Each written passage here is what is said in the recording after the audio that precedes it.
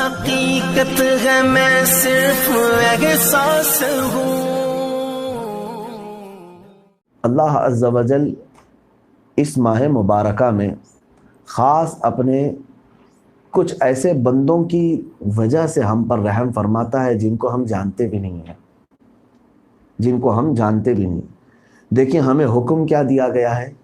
مسکینوں کا خیال کریں، غربا کا خیال کریں، یتیموں کا خیال کریں۔ یہ ہمارے لیے رمضان المبارک میں ڈیوٹی ڈبل ہو جاتی ہے، بڑھ جاتی ہے۔ اور کبھی آپ یہ نہ سمجھنا کہ آپ کی دی ہوئی چیز جو کسی غریب کے گھر چلی گئی، یتیم کے گھر چلی گئی تو آپ کے مال میں کمی آ گئی، ایسا نہیں ہوتا، بلکہ کئی معاملات ایسے ہیں کہ اللہ تعالیٰ نے ان غریبوں کی وجہ سے کئی لوگوں کو امیر بنا رکھا ہے۔ کئی لوگوں کے امیر ہونے کی اور ان کے مالدار ہونے کی وجہ اگر آپ تلاش کریں گے، سبب تلاش کریں گے، تو یقیناً ان کے آس پاس کوئی ایسی چیز ہے کہ کسی غریب کی وہ پرورش کر رہے ہیں یا کسی کی وہ کفالت کر رہے ہیں، جس کی وجہ سے اللہ تعالیٰ نے ان کو غنی بنا رکھا ہے۔ ابھی چند دنوں پہلے میرے ایک ساتھی نے مجھے ایک چیز یہ پیش کی تھی، پڑوسی ملک کا ہی غالباً یہ واقعہ بھی ہے، ریئل زندگی میں ہوا۔ ایک صاحب بیان کرتے ہیں کہ ہمارے گھر میں ہم لوگ تین بھائی تھے یا 4 بھائی تھے۔ وہ صاحب کہتے ہیں ہم بچپن سے، ہمارے والد ایک چھوٹی سی تجارت کرتے تھے اور وہ ہمارے گھر میں کرائے پر، ہم جب گھر پہ تھے تو بڑی تربیت کرتے تھے، لیکن ہمارے گھر میں ایک جھگڑا چلتا رہتا تھا کنٹینیو۔ کس بات کا؟ وہ صاحب کہتے ہیں کہ جب میں ہوش سنبھالا تو میری ماں اکثر میرے باپ سے جھگڑتی تھی۔ کس بات پر؟ کہ یہ ان کے ایک چچا تھے جو معذور تھے، دونوں ہاتھ دونوں پیر سے معذور، اور رال ٹپکتی رہتی تھی۔ تو یہ صاحب کہتے ہیں کہ میرے والد نے ان کو اپنے گھر میں رکھ لیا تھا، کیونکہ جب ان کے گھر والے سب انتقال کر گئے، یعنی ان کے دادا دادی سب، تو ان کے والد جو ہے، یہ صاحب جو حکایت بیان کر رہے ہیں، کہتے ہیں کہ میرے والد نے اپنے چھوٹے بھائی کو جو معذور تھے ہمارے گھر میں لا کر رکھ دیا۔ تو میری ماں چڑھتی تھی کہ آلریڈی میرے اوپر میرے بچوں کا بوجھ ہے اور تم ایک معذور بھائی کو لا کر کے یہاں رکھے ہو۔ اب یہ صاحب بھی کہتے ہیں کہ ہم 4 بھائی تھے، ہم بھی اپنی ماں کی روش پر چلتے تھے، کبھی ہم اس معذور چاچا کو خاطر میں نہیں لاتے تھے، کیونکہ وہ جہاں بیٹھتے تھے وہیں ان کے پیشاب پخانے بھی ہو جاتے۔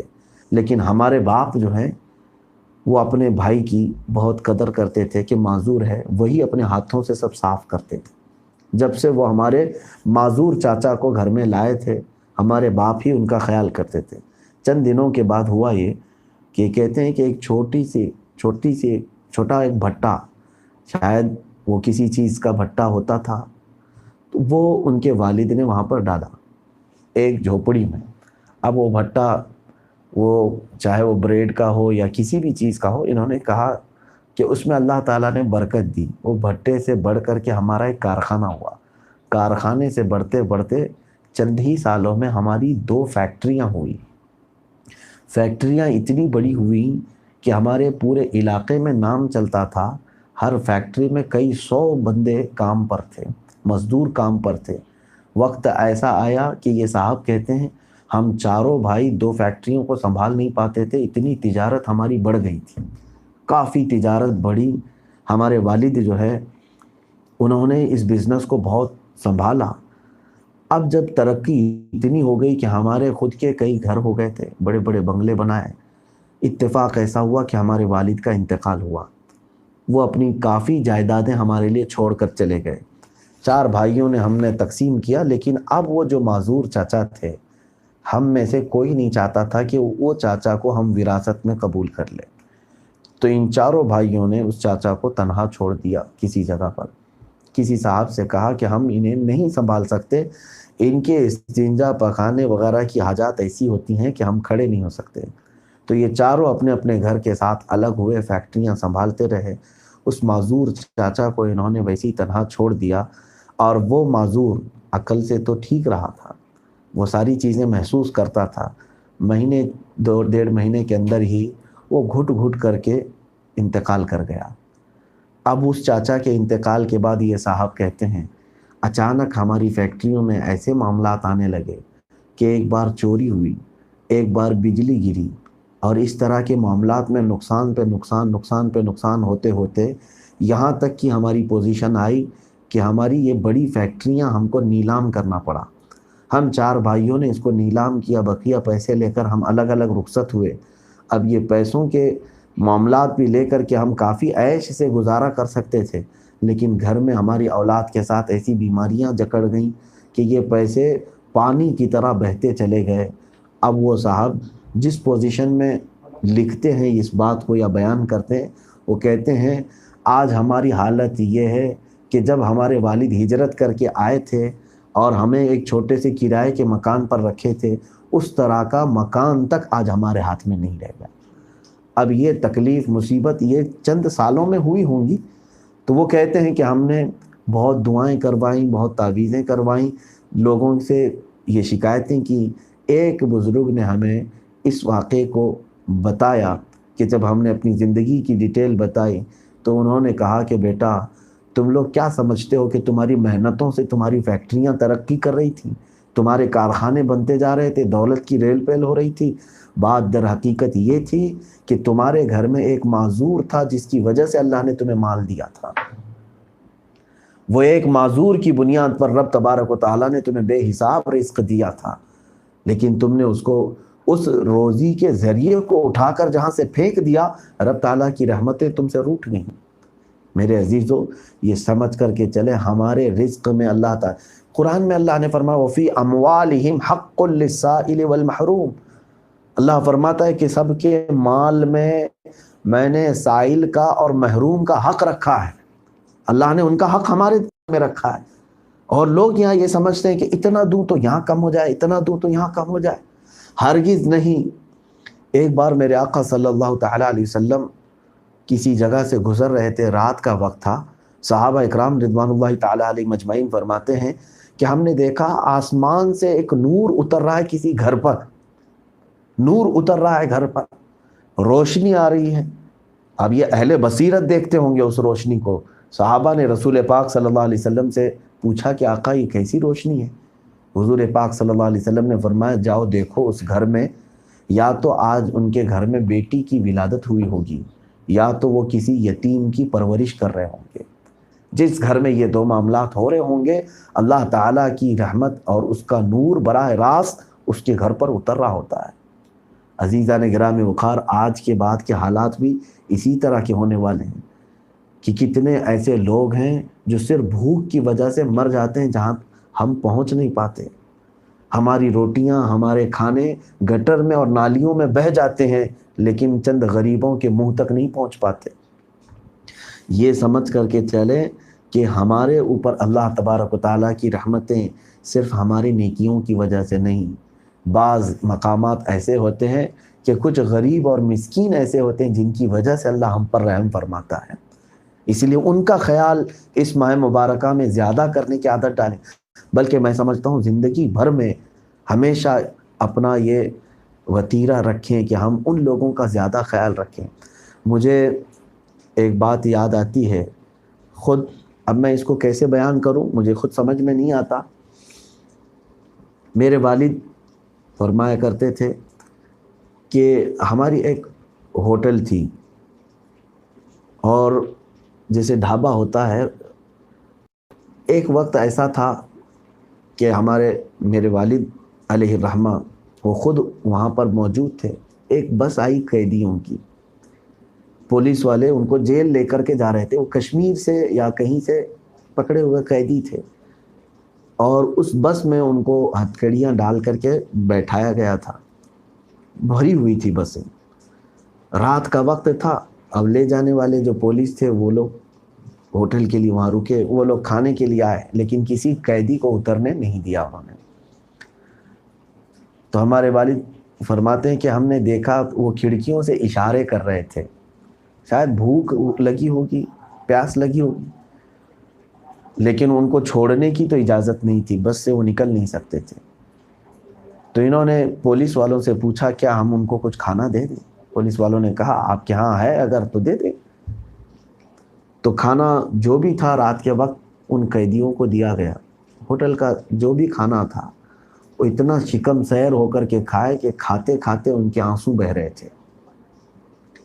یہ میں کسی بڑائی کے لیے نہیں کہہ رہا ہوں، لیکن اس کی ایک خاص وجہ میں آپ کو بتاتا ہوں کہ وہ روتے ہوئے پورا کھانا کھائے اور اس کے بعد ہاتھ اٹھا اٹھا کر بار بار دعا کرتے رہے۔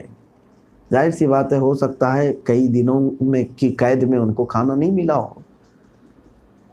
اب اس چیز کو ہوئے دن گزر گئے، لیکن کئی معاملات ایسے آئے۔ میرے والد رحمۃ اللہ علیہ فرماتے تھے کہ اللہ تبارک و تعالی ہمیشہ صرف ہماری نمازوں کی وجہ سے، ہماری تسبیح اور تلاوت کی وجہ سے ہی رحمتیں نہیں نازل فرماتا، بلکہ کبھی ایسا ہوتا ہے کہ کچھ ضرورت مندوں تک ہم پہنچ گئے تھے، ان کی وجہ سے اللہ ہماری زندگی پر رحم فرماتا ہے، اور وہ رحم ہم کو دیکھنے کو ملا زندگی میں، وہ برکتیں دیکھنے کو ملی۔ اس طرح سے ایک اور چیز ملتی ہے۔ چند سالوں پہلے کی یہ بات تھی، ترکی میں جو ہے اکثر لوگ، ترکی کا لوکیشن ایسا ہے کہ وہاں پر آدھا حصہ اس کا یورپ میں اور آدھا ایشیا میں، استنبول کا، کیونکہ وہاں سے یورپ شروع ہو جاتا ہے اور پھر یہ ترکی اصل ایشیا میں ہی ہے۔ تو بہت سارے لوگ جو یورپ میں انٹر ہونا چاہتے ہیں غیر قانونی طریقے سے، تو وہ ترکی کے راستے سے جاتے ہیں، اور وہاں بہت سارے ایجنٹ بھی ہیں جو کراس کرواتے ہیں، بارڈر کراس کرواتے ہیں۔ کیسے؟ کشتیوں سے، پانی کے ذریعے سے، یا پھر ان کے پاس خفیہ راستے ہوتے ہی ہیں، ایک کنٹری سے دوسری کنٹری پار کرواتے ہیں۔ یہ بہت دھندا چلتا ہے، امریکہ میں بھی ہے، وہاں بھی دو کنٹریوں کے درمیان، یعنی جو بغیر ویزا کے جانا چاہتے ہیں۔ ایک صاحب کہتے ہیں کہ ہم کافی دنوں سے ترکی میں تھے، ایک ایجنٹ کو ہم نے سب پیسے پکڑائے اور کہا کہ ہم کو تم یونان، اٹلی پہنچا دو، اٹلی یا کسی جگہ پر وہ پہنچنے کے لیے اس سے وعدہ لے لیا۔ اس نے پیسے بھی لیے، اور سارے اس میں جتنے تھے وہ اکثر اس میں مسلمان بھی تھے، دوسرے کنٹریز کے بھی تھے، ہندوستان، پاکستان وغیرہ کے رہے ہوں گے۔ یہ کہتے مقررہ وقت میں ہمارے ایجنٹ نے کہا ہم کشتی میں جائیں گے، بوٹ میں، اور مجھے معلوم ہے کہ ساحل پر جب ہم اٹلی پہنچیں تو کون سی جگہ پر لنگر انداز ہونا ہے، اور کہاں کوسٹ گارڈ نہیں ہوتے ہیں، پولیس والے نہیں ہوتے ہیں، اس طرح سے میں تمہیں پار کرا دوں گا۔ تو یہ صاحب کہتے ہیں کہ ہم نکلے، یہ بھی ایک میسیج میں مجھے ملا تھا۔ تو وہ صاحب کہتے ہیں کہ ہم جب نکلنے والے تھے تو ایک گندا قسم کا ایک آدمی بھی تھا، یعنی گندا اس طرح کے میل کچیل میں پڑا ہوا، نہ اس نے نہایا ہے، کچھ بھی نہیں ہے، لیکن وہ ضد پر اڑ گیا کہ میں بھی تمہارے ساتھ چلوں گا۔ اب وقت ہوتا گیا، کشتی پر جب سب سوار ہونے لگے تو وہ بندہ بھی سوار ہو گیا۔ دیکھنے میں نہایت ہی مفلس تھا، بدن پر پورے کپڑے عجیب قسم کے بدبو کر رہے تھے، بہت بدبودار کپڑے پہنا ہوا تھا، تو لوگ اس سے تنگ آ رہے تھے، یہاں تک کہ اب وہ اٹلی کے ساحل کے پاس پہنچ گئے۔ اب سخت ٹھنڈیوں کے دن تھے، اور وہاں ایسا ہوتا ہے کہ پانی جو ہے نا برف میں تبدیل ہو جاتا ہے، پتلی پرت ہو جاتی ہے پانی کے اوپر برف کی، ٹھنڈیوں کے دنوں میں۔ تو یہ کہتے ہیں کہ اتفاق ایسا ہوا کہ کوسٹ گارڈ جو تھے وہ ڈیوٹی پر تعینات تھے، ہم وہاں سے ہٹ کر کے دوسری جگہ آ گئے، دوسری جگہ سے تیسری جگہ، لیکن گئی تو اب وہ کھانسنے لگا، سر پریشان، تو سارے لوگ چیخنے لگے کہ اس کو کہاں سے تو لے آیا، ہمارے آرا خلل ہے۔ تو سارے لوگوں نے اٹھا کر کے اس کو سمندر میں پھینک دیا، اس کو ندی میں پھینک دیا۔ اب اتنا، یہ صاحب کہتے ہیں یہ جو بیان کر رہے ہیں کہ ہم نے اس کو پانی میں پھینک دیا، یہاں تک مجھے معلوم ہے، لیکن اس کے تھوڑی ہی دیر کے بعد فائرنگ کی آواز شروع ہو گئی۔ یعنی ہم ساحل پر پہنچ ہی رہے تھے، یہ کسی کنارے پر، ہم کو پولیس والوں نے دیکھ لیا تھا، یا خفیہ طریقے سے ان کو معلومات ہو گئی تھی کہ ایک کشتی غیر قانونی طور پر اٹلی میں داخل ہو رہی ہے، اس میں کافی لوگ سوار تھے، تو فائرنگ شروع ہو گئی۔ تو یہ کشتی کو بچاتے ادھر سے ادھر لے کر کے نکل رہے تھے، لیکن کشتی پوری پلٹ گئی، اور اس میں جتنے تھے سب غرق ہو گئے، سارے لوگ ڈوب گئے۔ جنہوں نے یہ بیان کیا ہے جنہوں نے، وہ کہتے ہیں کہ میری آنکھ کھلی تو میں ایک ہاسپٹل میں تھا، اٹلی کے ہاسپٹل میں، اور پولیس تعینات تھی۔ میں نے پوچھا کیا ہوا؟ کہا کہ تم کشتی میں سوار غیر قانونی طریقے سے آ رہے تھے۔ کہا میں آ رہا تھا۔ ہاں میں آ رہا تھا، میں اس بات کا اعتراف کرتا ہوں۔ تو کہا کہ تم اکیلے اس میں بچے ہوئے آدمی ہو، باقی سب ڈوب گئے۔ تو میں نے کہا کہ اتنی سخت ٹھنڈیوں میں ظاہر سی بات ہے کسی کو اگر پانی میں بھی ڈال دیا جائے تو ویسی اس کی موت آ جائے گی۔ کچھ تو فائرنگ سے مرے تھے اور کچھ کشتی کے پلٹنے سے مر گئے تھے۔ اب اس پولیس نے ایک اور بات کہی کہ تم بچے ہو اور ایک بندہ بچا ہے بس، اس پوری کشتی میں کئی 100 لوگ تھے۔ تو اس نے کہا کون بچا ہے؟ تو وہ ہٹا کر کے اس نے دیکھا تو وہ غریب آدمی تھا جس کو انہوں نے پہلے پانی میں پھینکا تھا، وہ بھی زندہ بچا ہوا تھا۔ وہ زندہ بچا ہوا تھا اور وہ بیڈ پر پڑا ہوا تھا۔ ہاں ٹھنڈی کی وجہ سے اس کا جسم کافی سخت ہو گیا تھا۔ تو اب یہ صاحب کہتے ہیں اس دن مجھے سمجھ آئی کہ جب تک یہ غریب ہماری کشتی میں تھا تو ہم پر کوئی حملہ نہیں ہوا اور ہم صحیح سلامت تھے۔ جہاں ہم نے اس کو اٹھا کر کے پھینکا پھر ہمارے اوپر فائرنگ بھی ہوئی، کشتی پلٹ بھی گئی اور سارے۔ اب ان سے کسی نے کہا کہ تم اکیلے کیسے بچ گئے؟ تو اس نے کہا مجھے صرف اتنا احساس ہوتا ہے کہ جب سارے لوگوں نے اتفاق کر لیا اس غریب کو پانی میں پھینکنے کا تو میں نے صرف اپنا لائف جیکٹ اس کو پہنا دیا تھا۔ اس کو پھینکنے کے وقت میں نے ایک لائف جیکٹ اس کو دے دیا، جس کی وجہ سے میرا دل اطمینان میں تھا کہ ایک غریب میلا کچیلا جیسا بھی ہے بچنا چاہے تو لائف جیکٹ سے بچ جائے گا۔ تو مجھے یہ لگتا ہے کہ رب تبارک و تعالیٰ نے میرے اس کام کی وجہ سے میری بھی زندگی بخش دی۔ عزیزان گرامی وقار، اگرچہ یہ حکایات ملی ہیں مجھ کو کسی سورس سے، کسی ذریعے سے، لیکن میں یہاں یہی کہنا چاہوں گا ان واقعات کا جہاں تک بھی تعلق ہے، لیکن عبرت کافی ہے اس میں۔ صرف اس لیے میں عرض کر رہا ہوں کہ ہماری زندگی میں بسا اوقات اللہ تبارک و تعالیٰ کی رحمتیں کسی اور کی وجہ سے ہوتی ہیں۔ جیسے کہ حدیث میں ملتا ہے کہ تم اگر اپنی بیوی کو کھلا پلا رہے ہو تو تمہارے رزق میں وسعت ہوگی، کیونکہ وہ کمزور ہے، وہ خود کما نہیں سکتی، وہ خود محنت نہیں کر سکتی باہر جا کر، تم اس کو کھلا رہے ہو جس کی وجہ سے تمہارے رزق میں وسعت ہے۔